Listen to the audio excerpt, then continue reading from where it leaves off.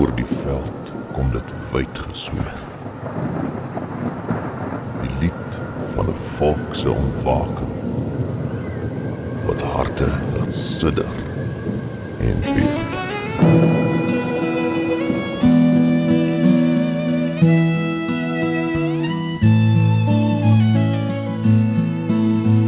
Ek smoeg vir die vrese waarmee ons moet lewe, vir guns en vir moord en vir rape. Ek smoeg vir die bad news, vir Zuma en sy views, van ons op TV moet kyk. Ek wil nie meer hoor hoe ons tieners begrawe, oor niemand hul steur aan die wet. Ek wil nie meer lees van affirmative action of beklei om te hou wat ek het. Gee vir my 'n nuwe geit, 'n koers toe plesie en 'n tellery, wat liedjies sing en skryf en stry, oor die mooi van ons land en ons reg om hier te kan bly. Ek siek vir Malema, sy leuns en sy sê maar, ons hou maar ons mond en betaal. Ons kruip weg in kampe, word blind vir die rampe, en bid dat die Heer ons omhaal. Daar's Winnie Mandela, wat mense verbrand het, maar nou wil sy huil in haar hand. Die staatskas is leeg en die ANC jeug saai verwoesting en pyn deur ons land.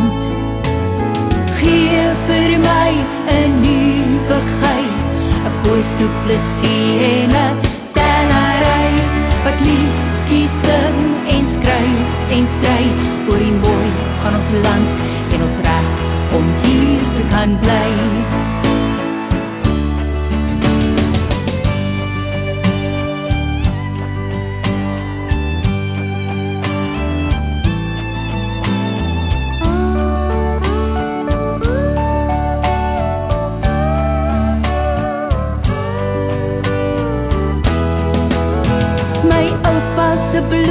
Het betaal vir die grond, waar sy kinders se kinders kan bly.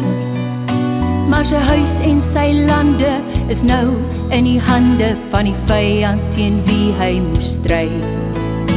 Ons kinders verstaan nie, waar kom al vandaan nie, hul erfenis is uitgewis. Geen volkslied of vlag nie, en geen erewag nie, vir die helde wat daar nie meer is. Gee vir my 'n nuwe geit, 'n koers toe plesie en 'n tellery, wat liedjies sing en skryf en stry, oor die mooi van ons land en ons reg om hier te kan bly.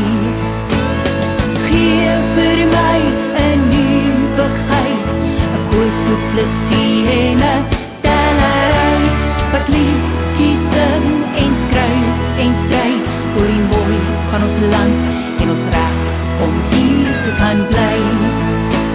En ons reg om hier te kan bly.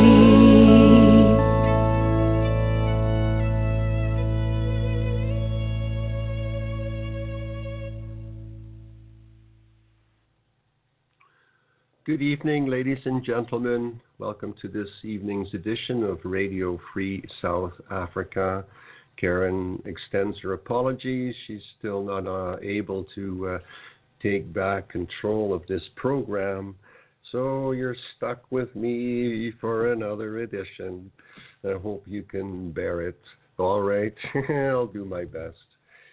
Yeah, start off with a chuckle, but really, this Radio Free South Africa, it's a depressing story that is there. And another unfortunate story has just come my way thanks to my friend Christine.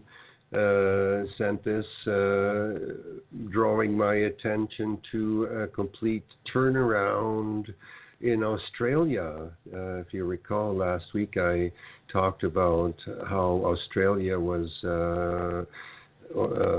planning or had planned was willing to extend emergency visas to the beleaguered white South Africans, the people that are facing genocide there. And then again, looking through my friend Jeff Rentz's website, which I do on a very regular basis, if not to read the articles all the time, but just reading the headlines sometimes is enough to give one a wake-up call about what's going on. If you've been keeping track of what's going on, then the headlines are there to help update.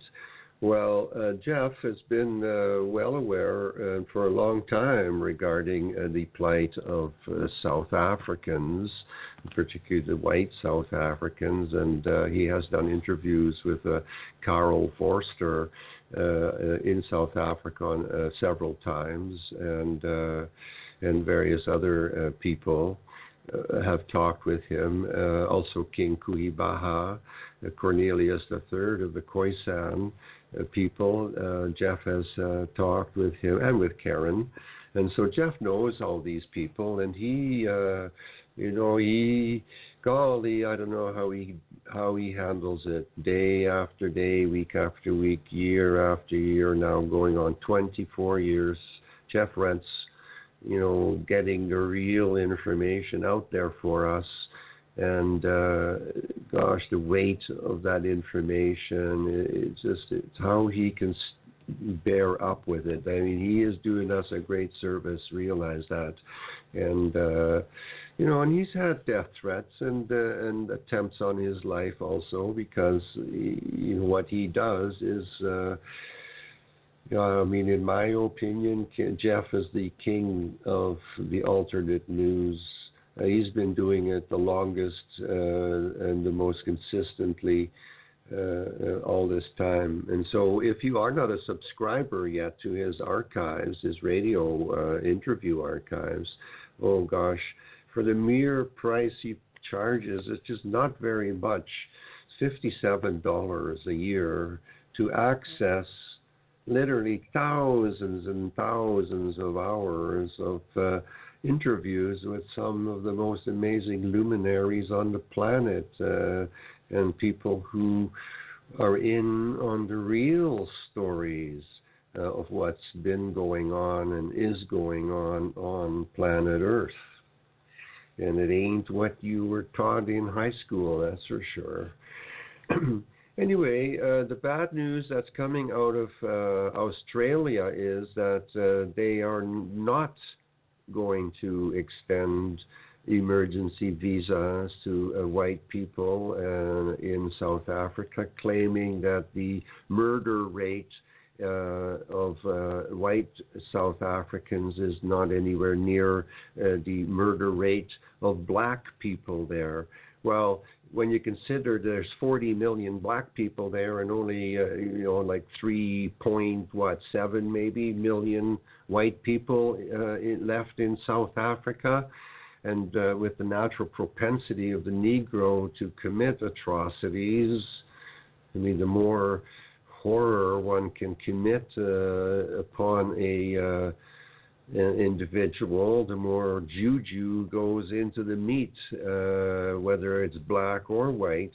And, Negroes do kill each other in great numbers also. But I mean, to suggest that just because the murder rate of black people exceeds that of the white people by, what is it, I think 300% or so. 300 blacks are murdered compared to 100 whites, so therefore really there isn't such an... I mean, for Pete's sake, for this individual who has suggested that, and in fact is somebody by the name of Bishop. Now, I'm not exactly sure. Julie Bishop. Oh, yeah, okay, Julie Bishop. Julie Bishop is the what is she? The foreign minister.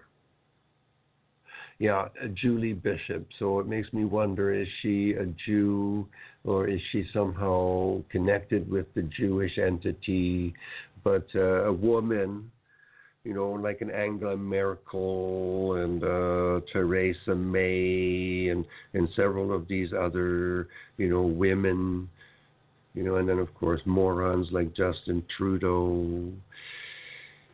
These people are our enemy, quite frankly. Bottom line, they are allowing the genocide of white people to continue in South Africa. And indeed, Julius Malema and Cyril Ramaphosa and the previous president of South Africa, Jacob Zuma, who never even made it through grade 1.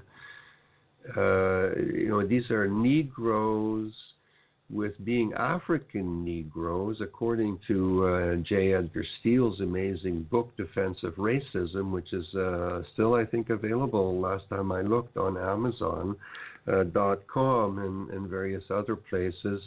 Grab it while it's still available, because I do believe, and I'm not the only one, that J. Edgar was likely murdered in jail because of that book, because the information in there is very, very telling. It's very revealing. And if you couple that book with Rowan Helper's book, which I've been talking about, The Negroes in Negro Land, and that also is available. That is available as a free PDF download because it is public domain, published in 1868. But I highly recommend download it, print it off, read that book if you have not done so yet, and read J. Edgar Steele's book, Defense of Racism, and you'll come to realize that the average IQ of an African Negro is around 75.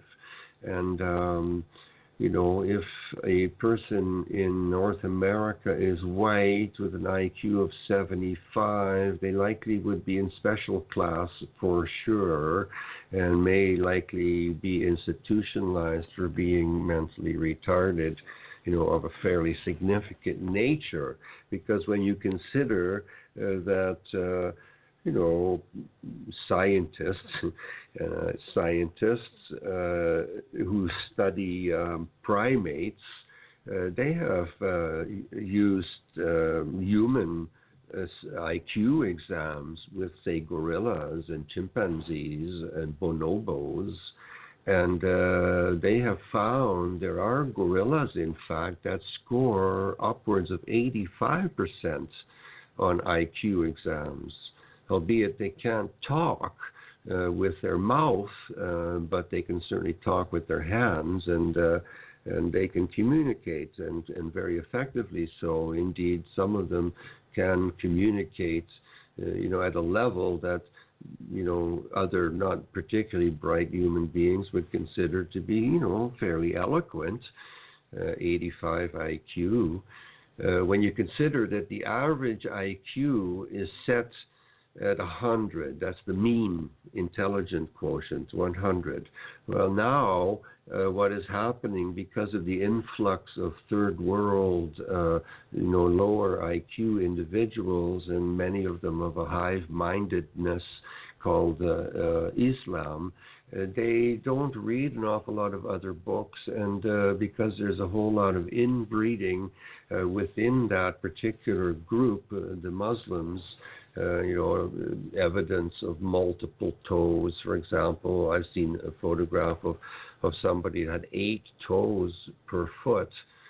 So these huge flat feet, which of course walking in the desert on sand, and if your feet resemble those of a camel or a dromedary rather, those being the creatures that are utilized in the Middle East, the quintessential caravan animal, pack animal. Those animals have these huge flat feet, and therefore they can walk on sand quite well. They function somewhat like snowshoes do on snow up here in Canada. Speaking of snow, I'm happy to report that the streets are starting to get wet because the snow is melting and spring is definitely on the way here. But getting back to this ridiculous information, this terrible information, this traitorous information coming out of what really is a white country, Australia. I mean, it was a white nation. Yes, of course, there were Aboriginals, but you know what the Aboriginals invented there. You know, they were still pretty primitive, living a very Stone Aged, if not even pre-Stone Aged existence, and they haven't evolved very much. They're very different than, say, the Khoisan, the Khoikhoi, the indigenous people of South Africa. The Khoikhoi are a more naturally intelligent group. They're not Negroes, but they are definitely indigenous to the region, not the Negroes claiming ownership and being directed by such bloodthirsty, cannibal, psychopathic, murdering communists like Joseph, what's his name there, Julius Malema, and Cyril Ramaphosa, and of course that Jacob Zuma creature with an IQ less than that of an intelligent gorilla, and certainly when you look at his face, his nose goes across from one cheek to the other. So, you know, there is a certain resemblance, and when you see a lot of these Negroes in profile, their faces, you recognize very quickly that there is a significant simian connection there. Their jaws protrude forward, and you know the heads are way back, kind of.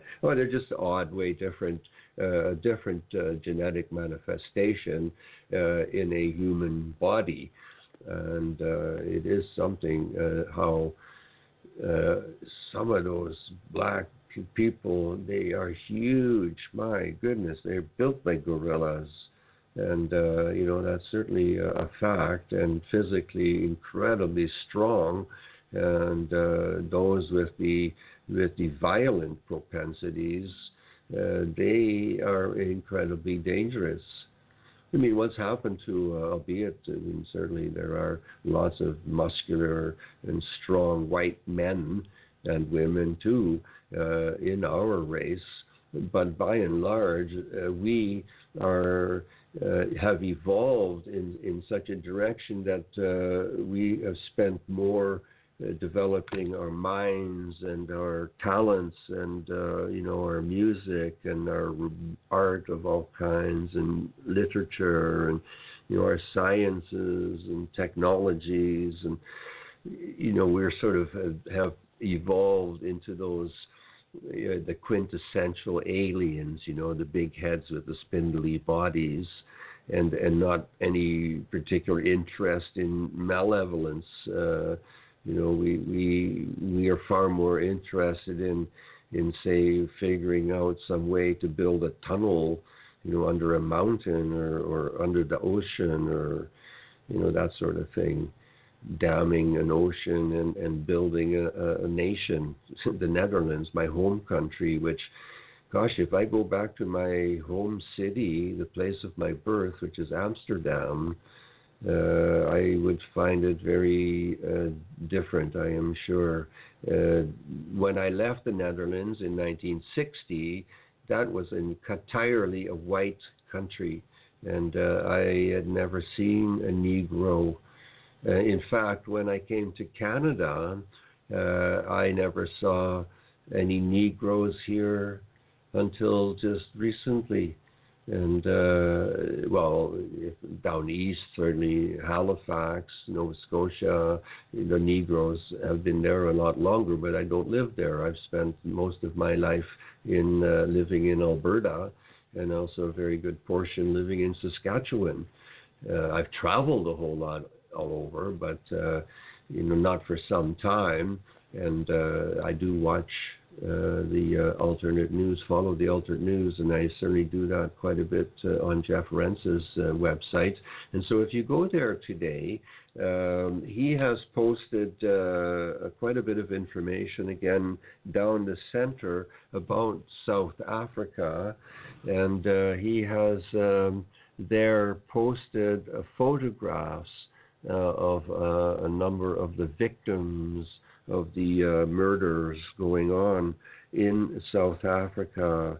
Young girls, gorgeous, blonde, Dutch descendants, Boer children, or possibly English children, descendants of the English that came there and stole most of everything there before now the blacks are doing it. But, older history, all of it, it's created a big mess there. That first experiment at multiculturalism, creating a rainbow nation that is now seriously coming to bite the white people in the arse. But anyway, I've talked lots about the history of South Africa, and lots of other people have too, and so it's really not really essential to reiterate that part of the story, but I definitely want to bring up the name of this treasonous Julie Bishop again. There is a gentleman by the name of Dutton, is his last name, Mr. Dutton, who has proposed that Australia receive these white people from South Africa and to do indeed give them emergency visas, but this, you can imagine the C word, but I won't use it because I'm talking to, civilized listeners in the intelligentsia range, and, I don't wish to offend you, but that C word is the word that women particularly find highly offensive. And there you have Julie Bishop, who really, truly is very much like Angela Merkel and Theresa May, and what passes for a man up here in Canada. Our slime minister is Justin Trudeau, but many of us refer to him as Justine Trudeau. Oh my gosh, what a messed up creature. But he comes by it naturally. We know who his parents are. And his DNA, he got wham banged from both sides. And hence he is a member of a group that exhibits a tremendous amount of psychopathy. Indeed, over 200 identifiable traits that would be considered, that of psychopaths or, mentally ill people. And of course, it's therefore no wonder that, Sigmund Freud, a doctor, medical doctor, and lots of Jews do gravitate into medicine as they do into law, because they do gain tremendous control over Gentiles by so doing, and they are, of course, educated quite a bit differently than Gentile children are. The public school system for white children in general is a dumbing down indoctrination process that makes citizens and taxpayers not fully functioning human beings, children of God, but somehow individuals that don't have a clue how to actually look after themselves, how to even grow a garden, or how to how to do even basic simple things like patch a hole in a bicycle tire, which I learned to do when I was 8 years old. But then, of course, in the Netherlands, you ride, it's almost like you're born on a bicycle down there. Children are riding bicycles. Well, it's no different here. Children riding bicycles too at an early age, and bicycle riding is a good thing.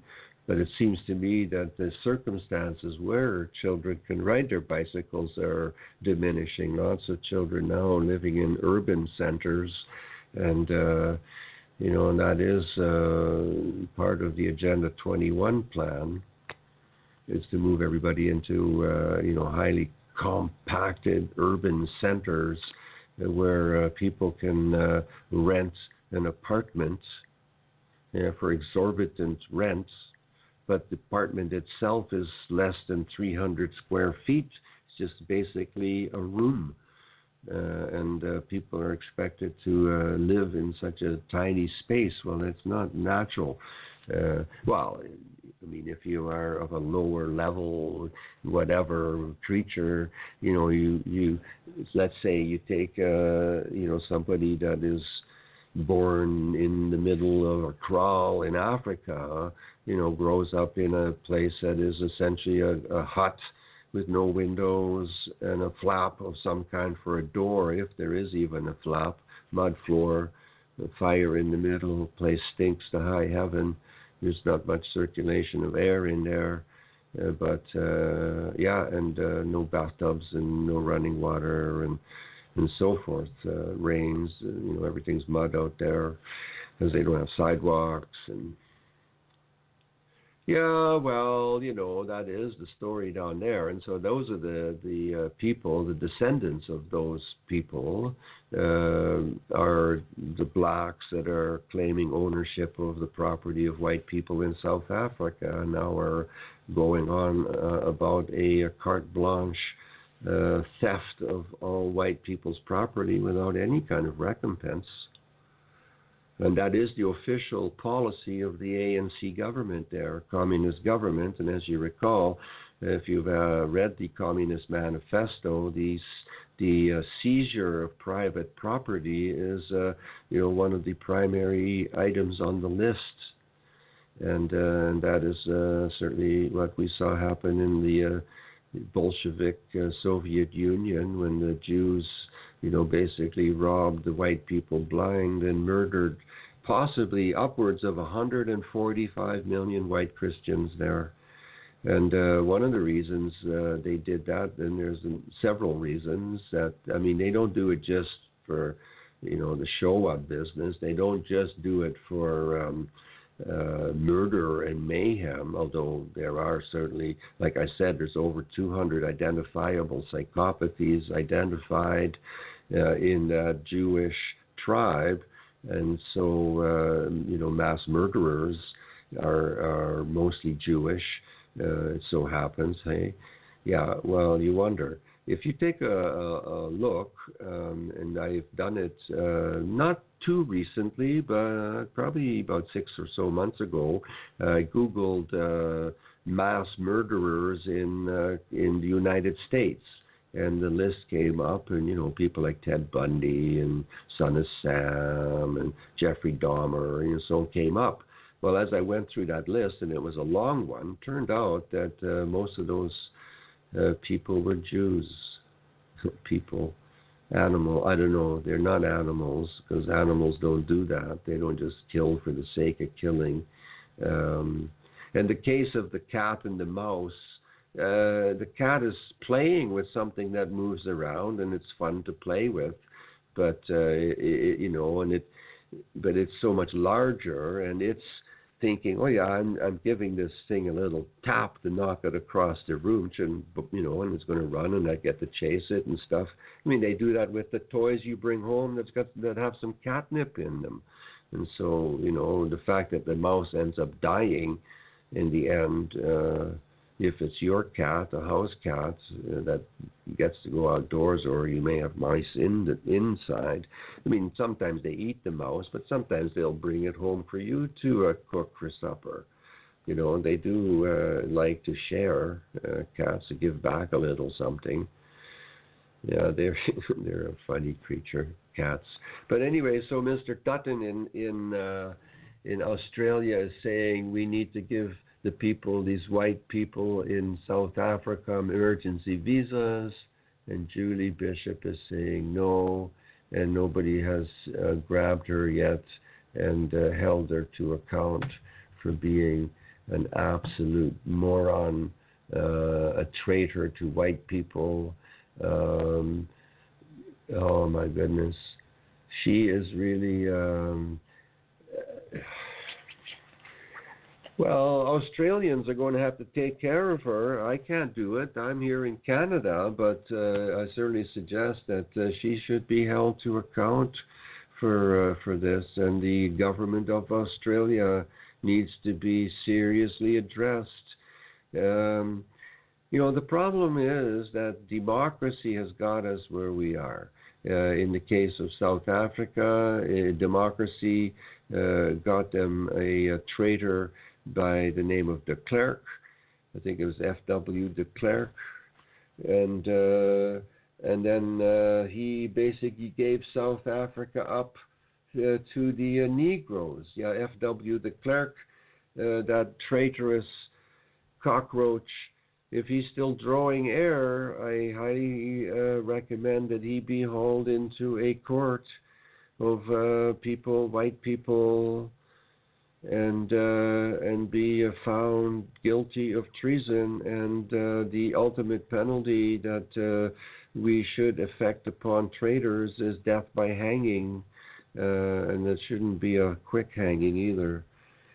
He gave the government of South Africa over to a traitor, a really, well, he's not a traitor really, not to his own race. Nelson Mandela was certainly a quintessential messed up, murderous, descendant of cannibals and juju believers, and has a wife who has been implicated in the murder and the horrific, neck-lacing murder of people that she didn't agree with. Nelson Mandela is a murderer, and both of these people have openly advocated blowing up busloads of white children on their way to or from school.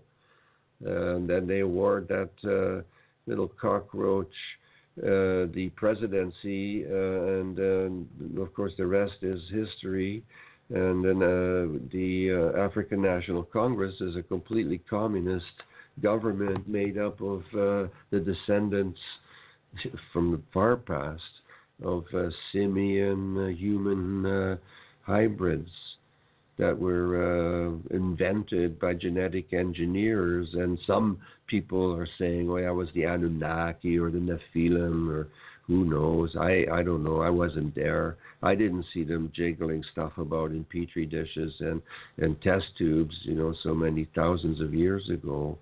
But it is a fact that the Negro, unless the Negro has, like as in the case of North American and some of the South American, Caribbean Negro descendants of the slaves that were brought there, well, in the event that they were the Caribbean southern area descendants of the slaves, they were heavily infected with Jewish DNA because all the slave ships were manned by Jews.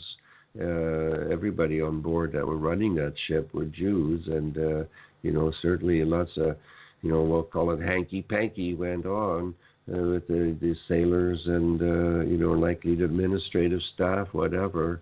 Captain probably got, first dibs, choicest, piece.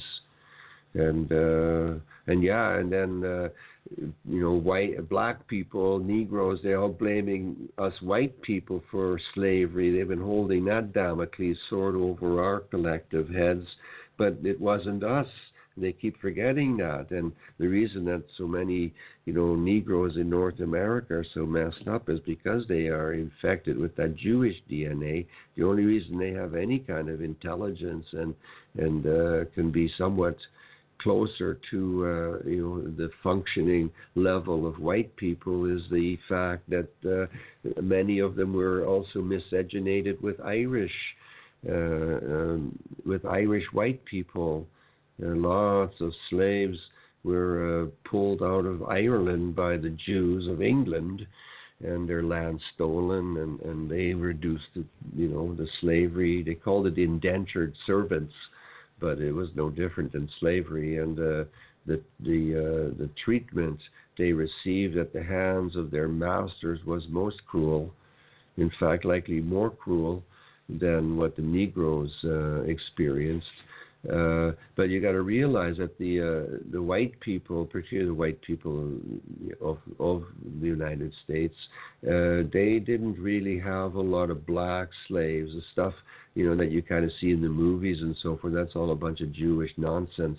Because on average, the slaves that came from Africa, the Africans are not particularly inclined to working very hard, and they do have a well, they tend to live a little bit closer to the level of beasts, really, very simple needs, and subsequently they didn't really give it really all that much thought as to what it was they were, bought to do. But most of the Negro slaves were owned by black farmers in the southern United States, not by white people. White people found slavery, as they have, even back in ancient Roman times.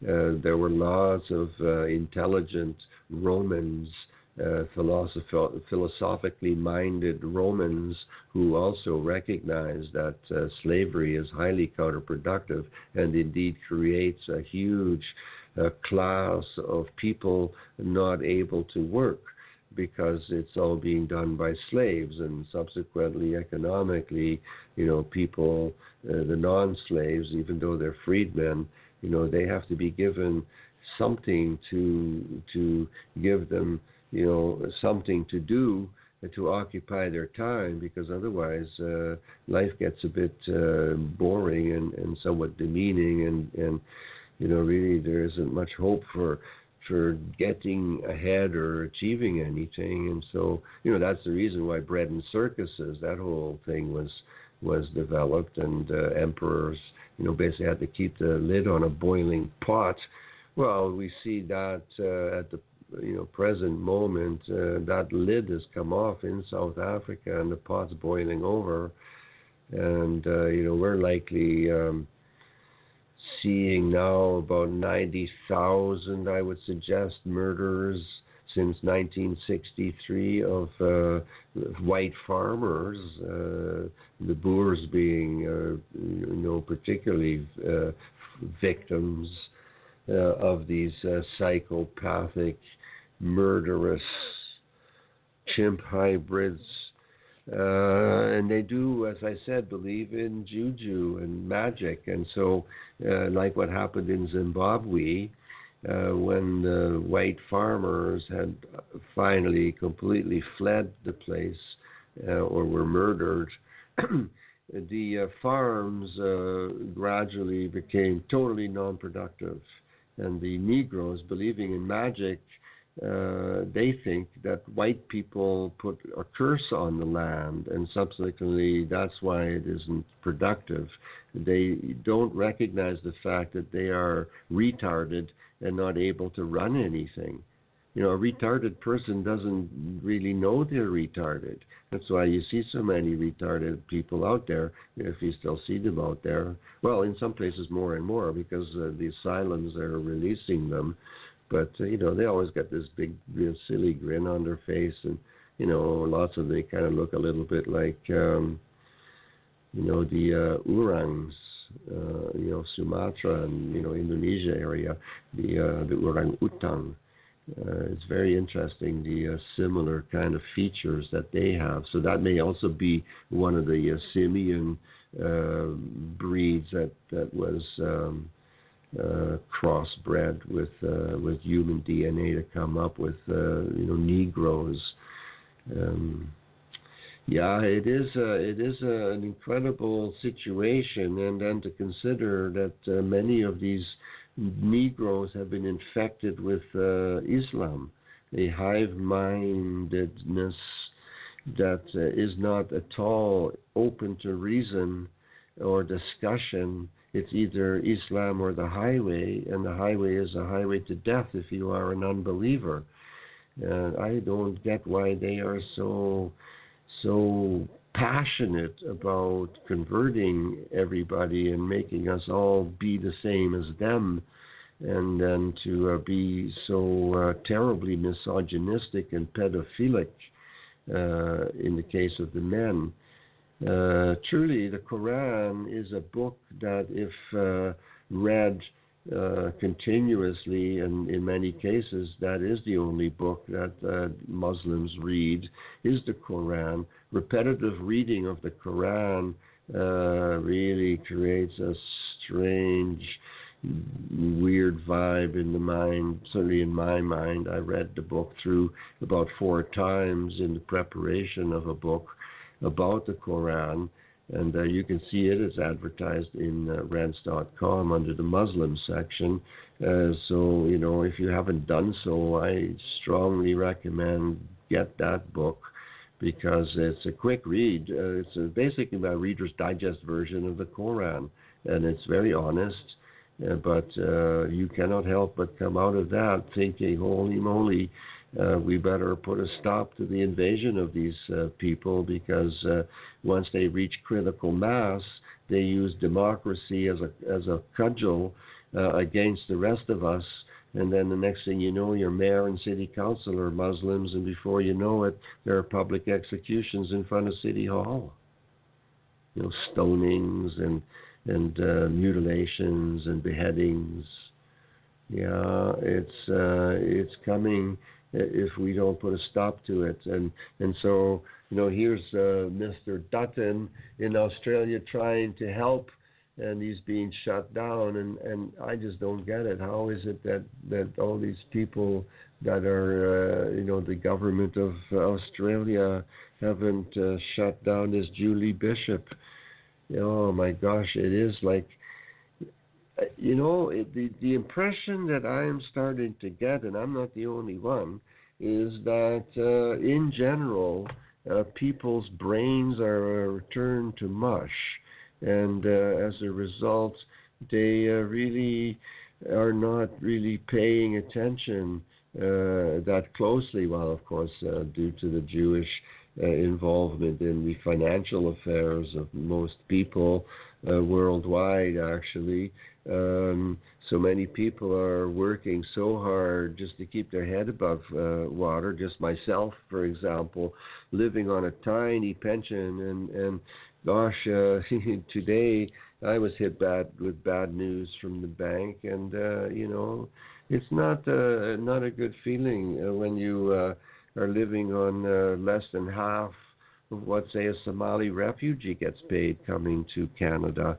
And these people with an IQ on average of 60, and lots of them have diseases and they've got bugs. And, oh my gosh, it's a story. And you will learn more about the Somali if you read J. Edgar Steele's book, Defensive Racism. But in Jeff Rentz's site, there are now a large number of photographs posted of white people that have just been recently murdered by blacks. Jill Halliburton, a rich woman, throat slit by black home invader. Leslie Lewis Gritton shot. Karin Pierce, 44, an absolutely stunningly gorgeous blonde, shot to death walking back to her car after dinner out with friends. And here's some black ANC guy, it looks like Malema, writing "Kill the Boer, kill Whitey" on a board. Saskia Burke, 18 years old. A black family friend snuck in, stabbed her dead, and cut up her father and brother. Ryan McCall, a college student, shot dead after a birthday party. Whitney McCabe. Leslie Lewis Griffin, shot execution style on the street. Charlene Stedman, beaten to death. A young boy, 12 years old, Keith Passmore, 12 years old, shot in the head, a redhead. Beautiful boy. Yeah, it is ongoing, and it's indiscriminate. And it is because these Negroes have been stirred up by the Jews. Of course, the Jews, they're the source of communism. Communism equals Judaism equals Talmudism. It's all connected. And Islam, the Quran, I believe, is sourced out of the Talmud. So very similar ideas are expressed there. The only religion, organized religion, and albeit it has a lot of problems, and it is so divided. Indeed, there's something like 40,000 different Christian sects on planet Earth. But Christianity is the only religion that talks about the Father, the Creator, of everything, the heavens and the earth, being a father, a being with whom we have a personal relationship, of whom we are the children. And that personal relationship, that direct connection with the creative source of our reality, that is an incredibly empowering belief. It's just too bad that all these Christians are quibbling over motes and ticks instead of truly embracing the message that Jesus of Nazareth came to proclaim, that you are indeed your own master, and that you have no one over you but God, and that you should really contemplate God in your own manner, under your own fruit tree. It's a private conversation between you and your Father in heaven. And so the whole notion of organized religion led by priests reduces the followers to the status of simple animals, as in sheep. And indeed, lots of Christian churches use that image, Jesus as the shepherd and we're all the sheep. But that's not the message that Jesus proclaimed. I mean, you look at Matthew 23, verses 8 to 10, is pretty explicit. Call no man master, not even the Messiah, and call no man father. You have but one Father, who's your Father in heaven. You think about those words, meditate on those words. They resonate in my heart. And I have always been pretty much my own master. I haven't bowed much down to others, but that's also likely one of the reasons why I'm in the financial circumstances that I'm in. But, that's the way it goes. But I'm not the only one. And therefore, given what is unfolding in South Africa, in my opinion, and that of many others, is that the only hope for white South Africans is the realization of the state of good hope, and to support the efforts of King Kuibaha of the Khoisan, who has legitimate claims to, half of the southern half of South Africa.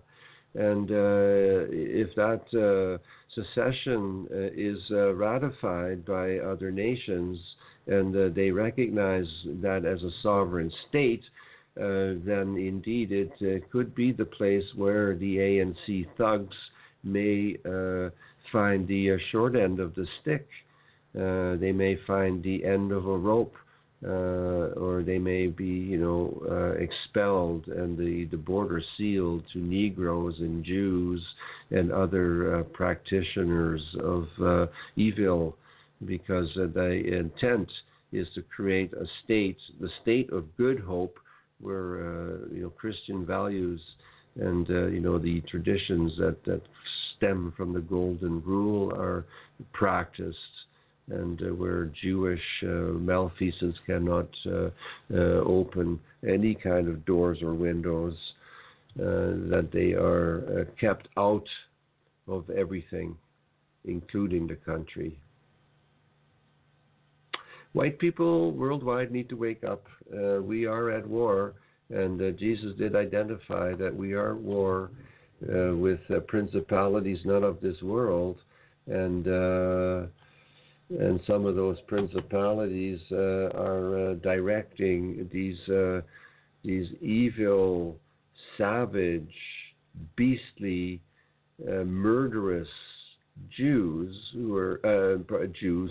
They are the ones directing those Negroes, those murderous, savage Negroes, who are acting on their natural propensities and affecting some very, very horrific, torturous murder upon innocent women, children, men, old people, young people. Doesn't matter. Everybody there, if you're white, is a potential victim. I will read some more names, but I do recommend go to rense.com and look for yourself. There's a whole list of articles pertaining to South Africa, and just find them there and do some reading. Listen to Jeff's interviews with Carol Forster and with Karin Smith. Karin has actually shown up on some other radio programs, actually on Resolution RDO. She's done quite an interview too with Sonny Thomas, who is the director of Resolution RDO, which is the network that is hosting my radio program. And of course, we are on blogtalkradio.com. And so those are organizations that certainly deserve your support. But really, if you are considering supporting anything with some money that you may be able to afford, I suggest direct it to South Africa, to the South Africa Family Relief Project, because literally white people who have been denied work, whose financial circumstances have completely dried up, all their property has been sold off piece by piece in order just to survive, are living in squatter camps and literally are starving.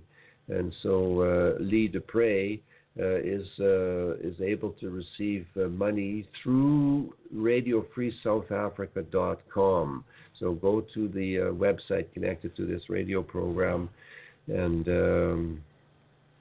and Karin Smith will help direct that money to Lee.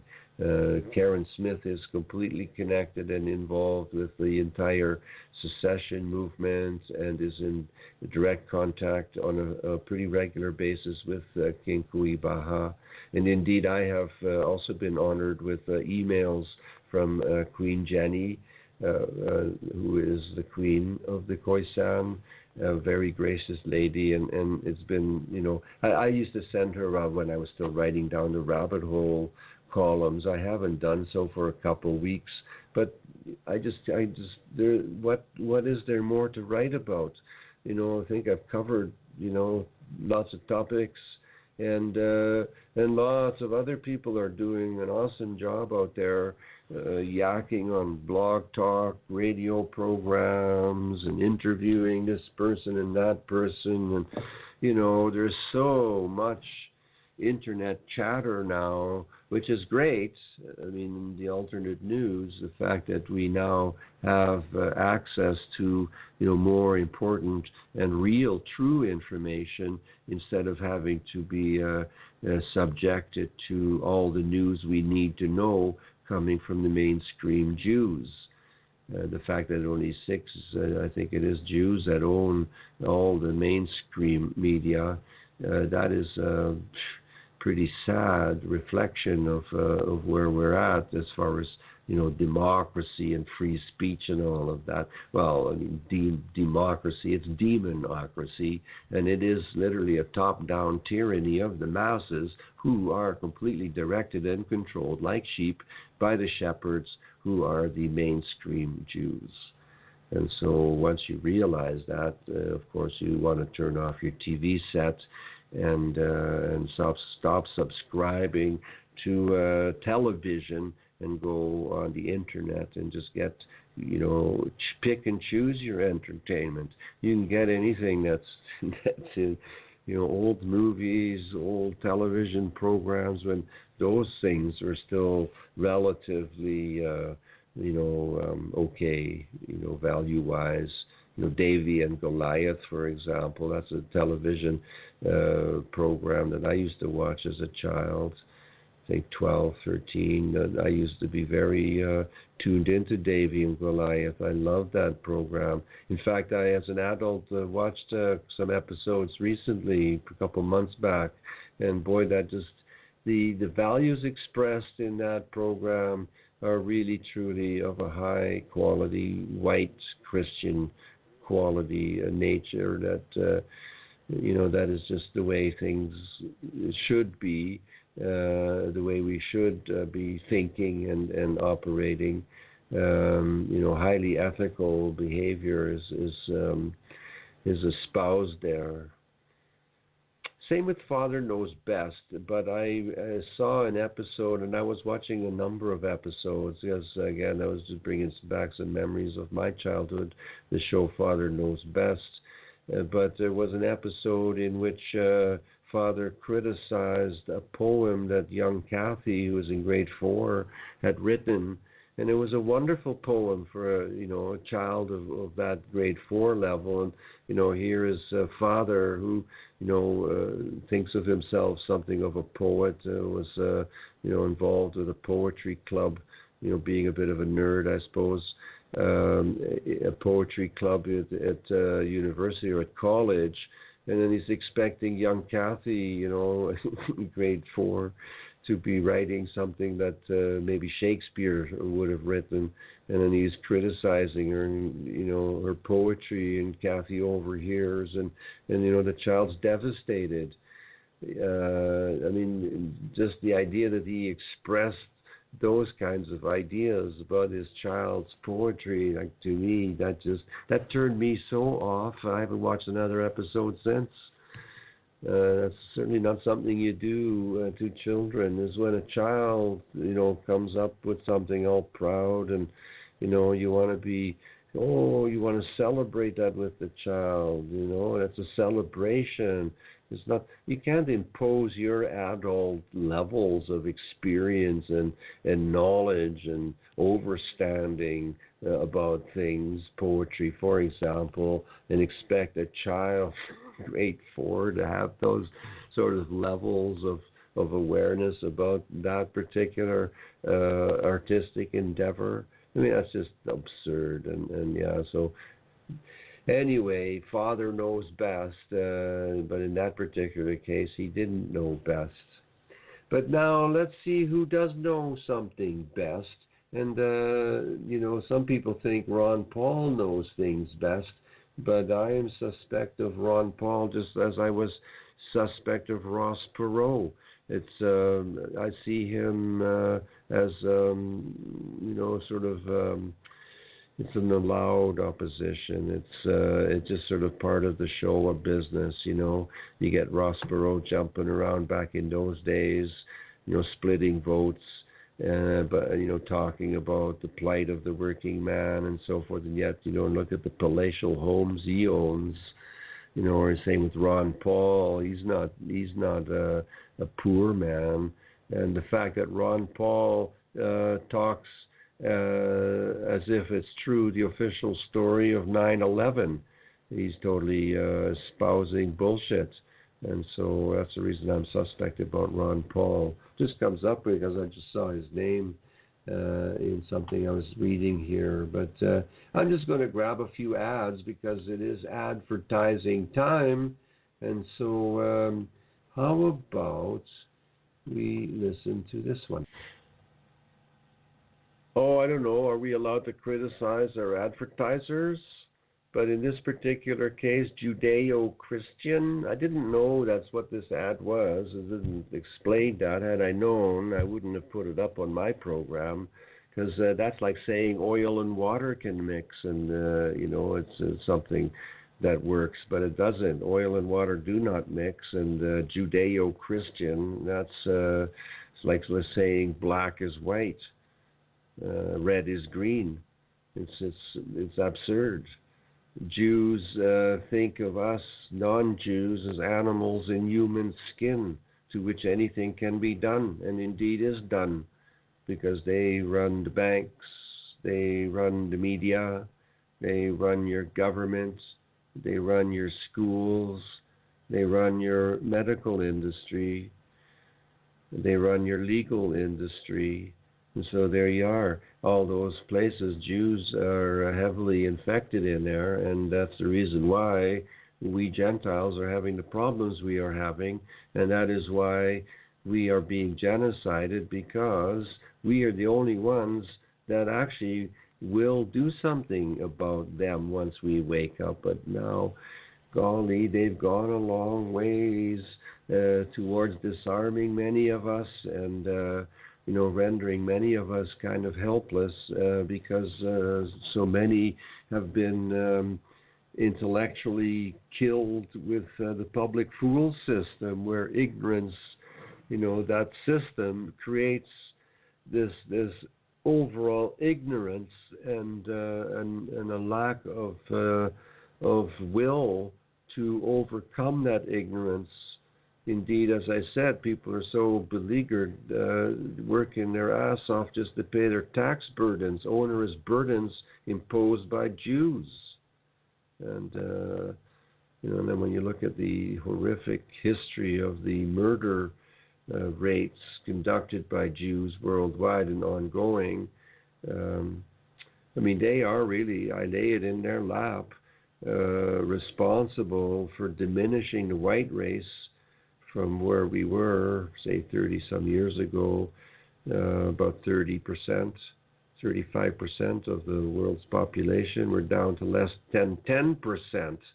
So white people, don't you think that is an overt, kind of an admission, statistical admission of the fact we are being killed off?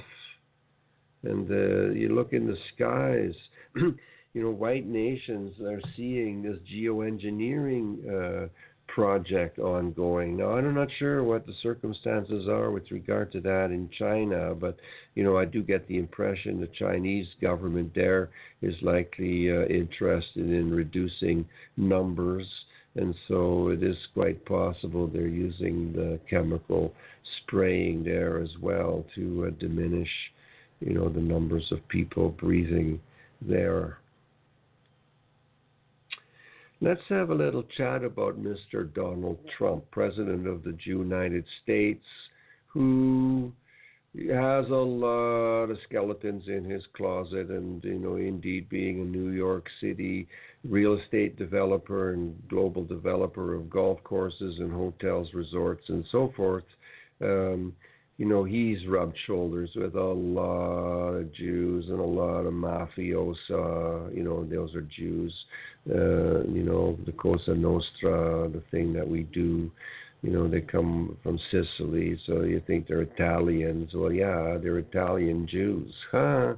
Look at the Jews, these traditional Jews with their weird haircuts, those long, strange dreadlocks. Forelocks they're called. They look so silly in their big fedora hats and those long black coats, or, in some cases they wear a hat that looks like a cake on their head, and some of their priests wear these little boxes on their foreheads.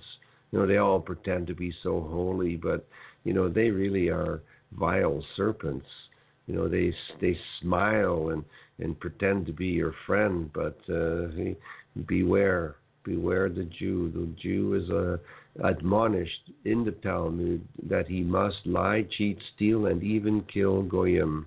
And goyim is the word they use that means animals in human skin. And that's all of us who are not Jews. But getting back to Donald Trump, I watched the entire inauguration charade on television, right? Not television, but it was all broadcast live stream on YouTube. And so there was a moment when after he and Melania had arrived at this place where he was going to step out onto the podium and then be seen by the crowds, he and Melania disappeared into a room. And this is live feed, so I was watching this very closely. And they were in there, so the video was simply showing this rotunda, and there were a few people standing around, but there was nothing going on for a moment, for a while, a minute or so, maybe a little bit longer. And then Melania came out of this room, and her face had an expression that was one of extreme horror, likely. She was aghast. There was this expression of holy moly, yikes. I had no idea, kind of a look on her face that was extremely telling to me. And I'm very empathetic that way, and I do pick up vibes, facial expressions, and that sort of thing. But something had been told to her in that room that was not expected by her, and it certainly made a big difference, I think, to her life.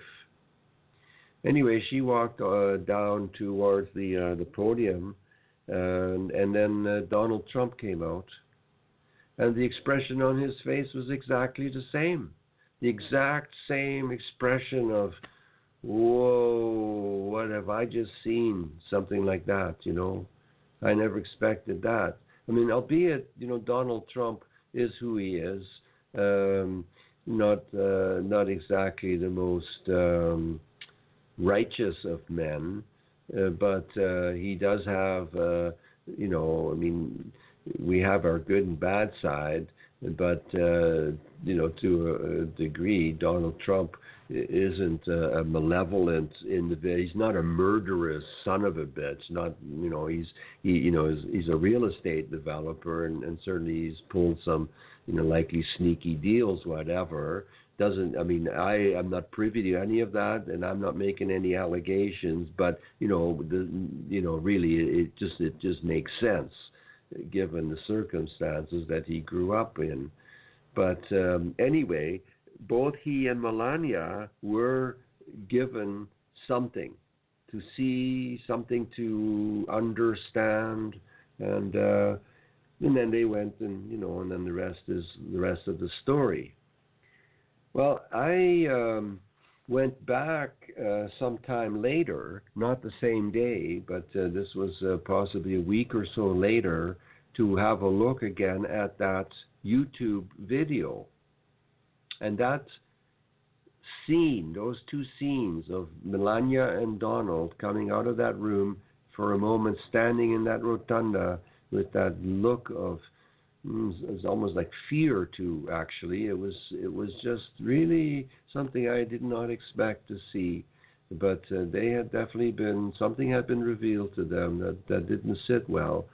And that was completely missing now from the now official archive feed of that. And the way that segued, you would never have known that there was a piece missing because they even tampered with the clock. So what we have here now is that a Damocles sword has been put over Donald Trump's head, and bit by bit, step by step, he is having to take back a lot of the things that were promised during his election campaign, because he's just really just another puppet of the deep state, of the Zionist international banking cartel, the Rothschild entity, and whatever alien other beings may in fact be there alongside, or in fact pulling Rothschild strings. But it is something that is really telling, and reason why likely that Donald Trump is not acting on the South Africa question, and Donald Trump is not proposing the importation of the victims, these potential victims, these white people, these intelligent white people, these hardworking white people who would come here to Canada or the United States. I mean, if our government was any different, but our government, just like the American government, prefers to import these absolutely dangerous Muslim chimp hybrids and these Mideastern inbred, Arabic creatures instead of our own people. But our governments, as I said, are run by Jews, and the Jewish agenda really is to genocide us. And so, white people, it really is imperative that you wake up. Wake up, wake up, wake up. Unless you want to see us exterminated, if you want to, import more Negroes into your neighborhood, well, the natural propensity of the Negro is to murder, torture, and murder, other human beings, even black-skinned human beings from a different tribe. But, they eat them. Kelly O'Loughlin is 14. This absolutely cute little blondie, smiling, still braces in her teeth. really a popular young girl, murdered in South Africa. There's a gorgeous girl, Jane Pepper. She was just young. She was murdered and her corpse was raped. Yeah, that's what's going on in South Africa. Men, women, young boy Lucas Goons shot to death, yeah. And then there's Caitlin Beard, 17, abducted, raped, and shot to death. She could have been raped for hours and hours on end, and they would have done nasty things to her while they were doing it, hitting her and, slapping her.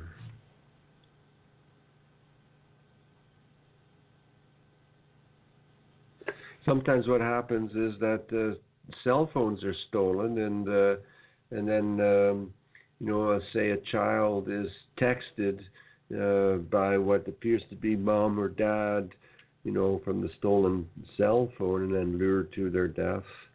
That's going on.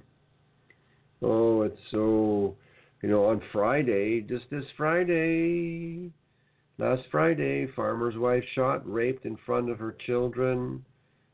Friday, a farm attack, a woman severely assaulted and raped. On Friday, an elderly family, family members were tied, beaten, and with a crowbar.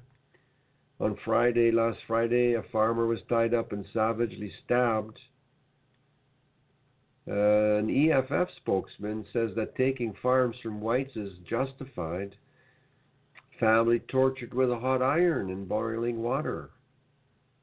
And then there's the land thefts, the Saturday roundup listed here. This is all in rents.com.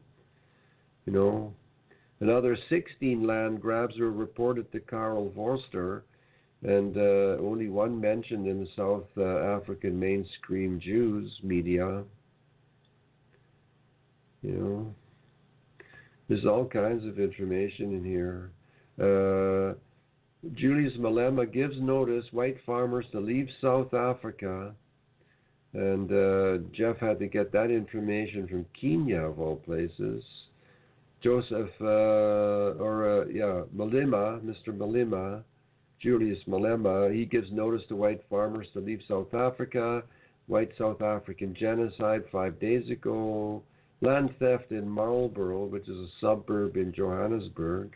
And there's a spate of land invasions in Gauteng province, which is the most affluent, apparently, of all the provinces in South Africa.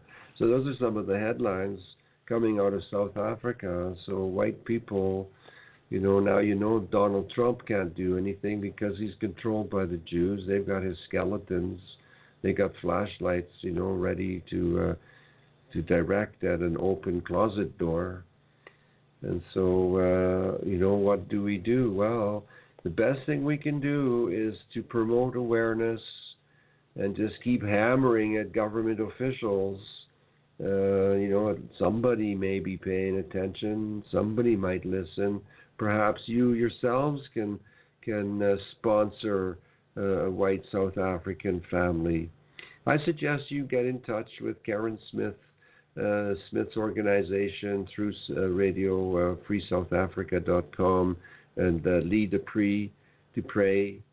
Jan Lamprecht is another brilliant white warrior, truth warrior, fighting a battle, sends regular updates around the world with all kinds of links.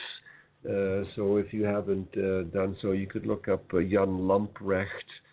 And that word actually is a good last name it means lamp, straight lamp. Lamprecht. Lamp is lamp and recht is straight. And so a straight light to the truth coming from Jan Lamprecht.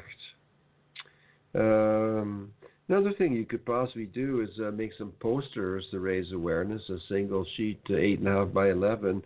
You can simply type it and then print that and distribute those around, or contact church groups. Maybe some Christian groups might actually be willing to help their fellow white people, but you got to realize lots of Christian churches have been infected with Jewish mind viruses, and just like that advertisement for the Judeo-Christian teachings. It's a good thing to know what's in the Bible. Read the Bible. Read it more than once. Lots of very good stuff in there, but there's also lots of bad stuff in there as well. And, the Judeo side talks about Yahweh, who is actually a thunder god, is a malevolent god, is a god that tries to get Isaac to kill his son, for example. Was it Isaac killing his son? That sort of story. To prove his fealty to the deity, he's got to sacrifice his son. Well, that's just, that sort of thing. That's totally Jewish. That's not anything Jesus would have taught. Although Jesus did say, I have not come here to bring, peace and harmony necessarily. I've also come with a sword, and I'm here to stir some stuff up, because, he recognized the evil nature of the Jewish entity. He identified them as some kind of an alien entity. He called them the children of Satan and the sons of the devil in Matthew 23. Now, those words, again, they ring true to me, albeit I'm well aware of the nature of the Bible being this incredibly tampered with compendium of, documents, some of which came out of, the Dead Sea area, ancient papyrus scrolls found in jars in a cave. But that's a fairly recent discovery.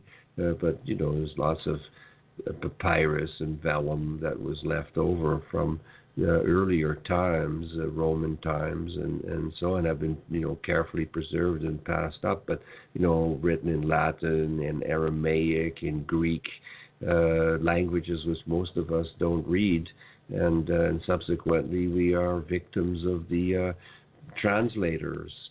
And of course, the editing committees, the editorial committees that, compiled these books. And then, various recent, let's say, interpretations, the Schofield Bible, the King James Bible. All of these Bibles, and there are, I think, over 30 different Bibles in English, for example. So the very idea that is the absolute word of God, just that alone testifies to the fact it isn't. Because if it was the absolute word, there would not be any translations. There would only be one. Just like there is only one Urantia book, there are no translations of the Urantia book. There's no need, because the book is complete in and of itself and doesn't need any further translating or any further spin put on it. And so if you haven't done that, I highly recommend access the Urantia book, Urantia, Urantia, the Urantia book. It's available online. I think it's great to have hard copy and to support the foundation, but the only thing that you're basically paying for is the printing costs and binding costs of the book. The Urantia Foundation is not a for-profit organization. It's a break-even. It's strictly there to continue the printing and dissemination of the Urantia book. And so the information in there is absolutely mind-blowing. And but again, it makes no claim to be the absolute word of God. It says quite explicitly that all truth is relative to time and space, even the Urantia papers. It's just the latest information. It's the newest information. And there's no human being attached with the Urantia book, so there's no cult following some, Maharishi character. None of that. It's just simply read the book and draw your own conclusions and meditate on what's in there. But try not to get too bogged down with the foreword. The foreword is the foreward, and ideas, theology, philosophy, concepts, all of that is espoused in the foreword, but some of it is of a nature that is really difficult to comprehend upon first reading, and may even be incredibly confusing. And so my recommendation is to perhaps begin by reading the third book and the fourth book. And essentially, the Urantia book is 4 books in one binding. It's over 2,000 pages. But the last book is the thickest, and that is the Life and Teachings of Jesus of Nazareth. And it's almost a day-by-day account of his experience here. And then the third book is the history of this planet and how it came to be, and how life evolved here, and the story of how life was planted here, and how it developed and so on. Very amazing, very interesting, and totally rings completely plausible. It's likely the best idea about how our history evolved that I know of. But again, it was printed, the book was printed in 1955. That's when it was first released.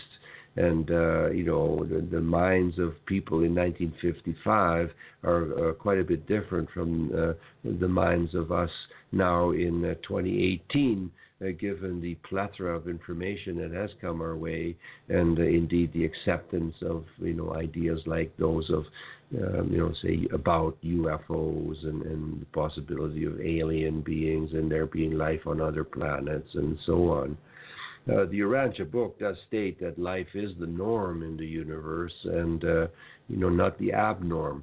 And so, life, there's all kinds of intelligent life out there, and in my opinion, in here as well, within the crust and on the underside of the crust. But that's another story, and that's the kind of stories that I tend to follow more in my own show, Radio Free Stratosphericus, which is on Friday night, same place, same time as this one. You can also send some donations if you have any available to Karin Smith to help defray medical expenses. She's faced with some very tragic family circumstances, and the cost of medical care in the United States is quite terribly horrendous for a lot of people without onerously expensive insurance programs, and so it's so much different from what it's like up here in Alberta, and I certainly hope it will remain so.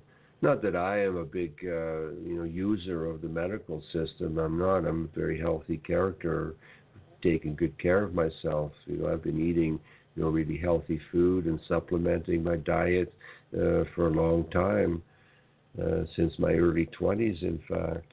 So, I'm not a smoker of tobacco, and I'm not a heavy drinker of alcohol. I don't particularly like the feeling I get from alcohol, though I quite enjoy a glass of red wine now and then, but it's not something that I consume on any kind of a regular basis. Okay, so let's move on. Just a quick note regarding Monica Schaefer. If you're not aware, she is a Canadian German woman who made a video with her brother, with whom I share a radio program Friday mornings on Eurofolk Radio. That's Down the Rabbit Hole with Alfred, Allison, Gertjan, and Andy, which started out initially just Andy and I talking down the rabbit hole, and then I invited Alfred to join us. I thought it'd be kind of cool, have a threesome talking, which is chill, and then we were joined by Alison Chablot, and by the end of that first interview with her, I thought, that would be great to include a woman's voice as well, and so now we have 4 hosts going down the rabbit hole. The show has changed quite a bit, but it's certainly still interesting and worth following, because we don't spare the enemy one whit. We're all very strong National Socialists and are not afraid to espouse that. Because really, National Socialism is the only viable political system under which human beings can function and create a viable nation that generates a profit and results in the ever-increasing betterment and achievement of a paradise situation for the nation's people, which is what the intent was in Germany. But of course, the Jews, they get off on a lower vibe, a general vibe of suffering and pain and anguish, angst.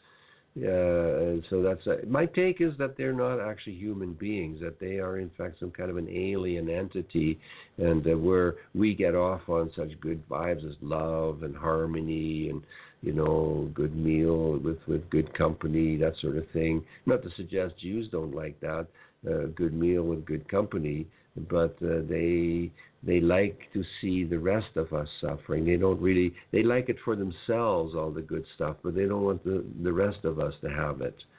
And so they do use their banks and their taxation scams to make sure that, they keep most of us just barely making it. I'm just barely making it. Oh my gosh. Some of my income streams have dried up, and my publisher's out of business, so I haven't seen royalty checks in ages. And now, finally my resources are dwindling, and it's becoming extremely uncomfortable.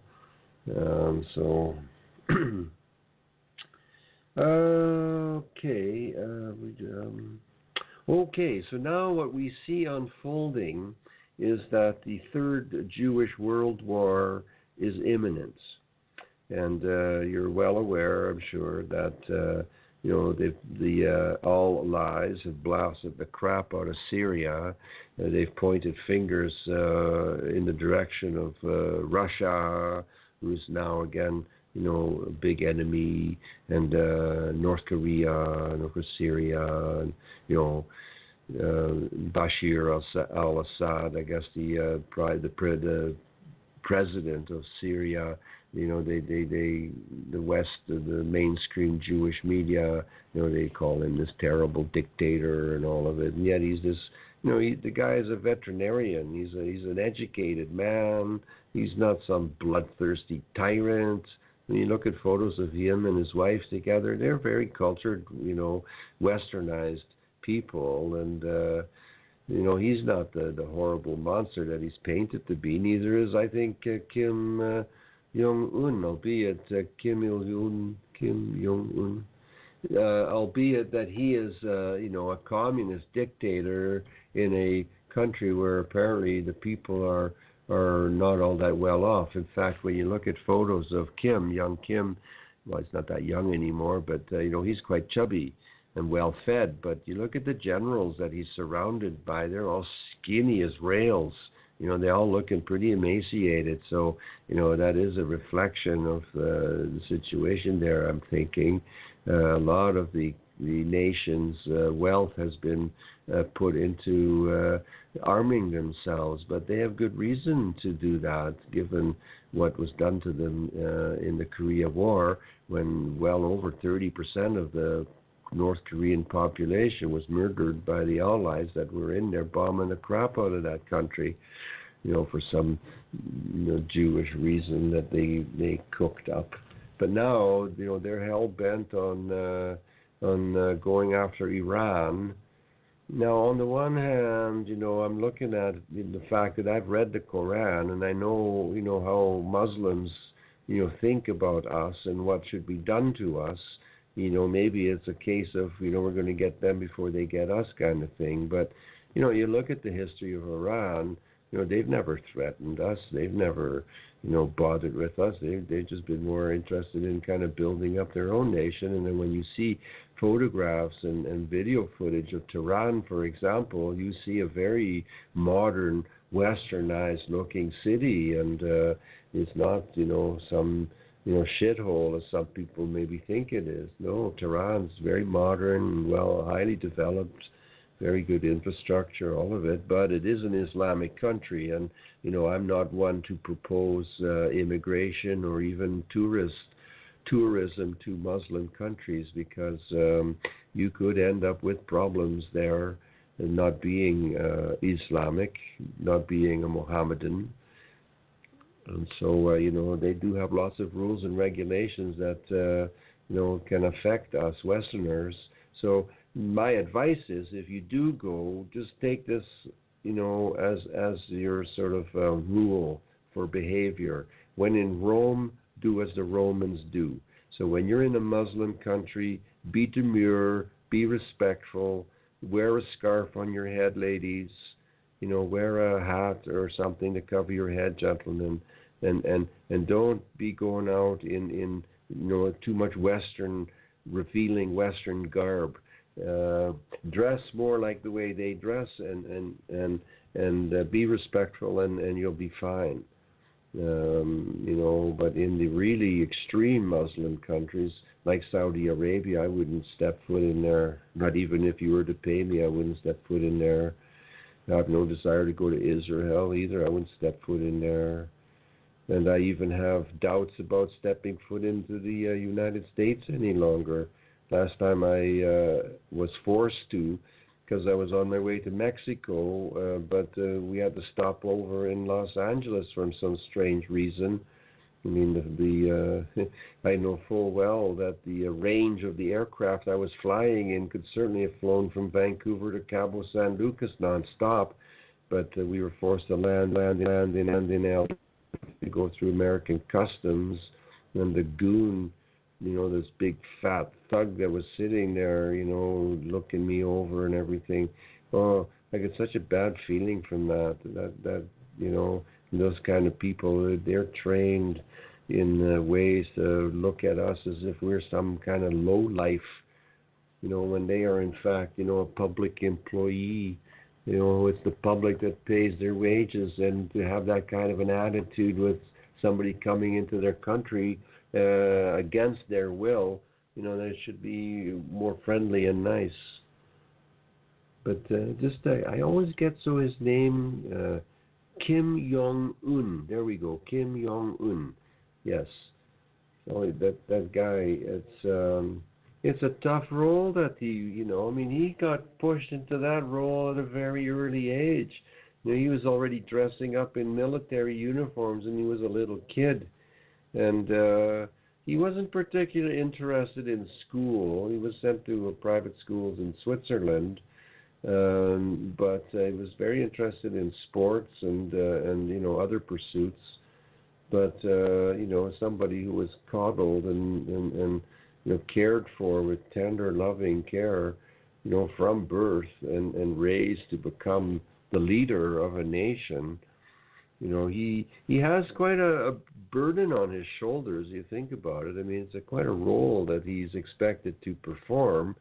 And, I don't know, by and large, it seems that, he's got some support there. And again, repeat, there's a real good reason why they are so heavily armed and putting up such a strong defensive posture, because they don't want to go through that Korean War scene again and have another 30% of their people killed off.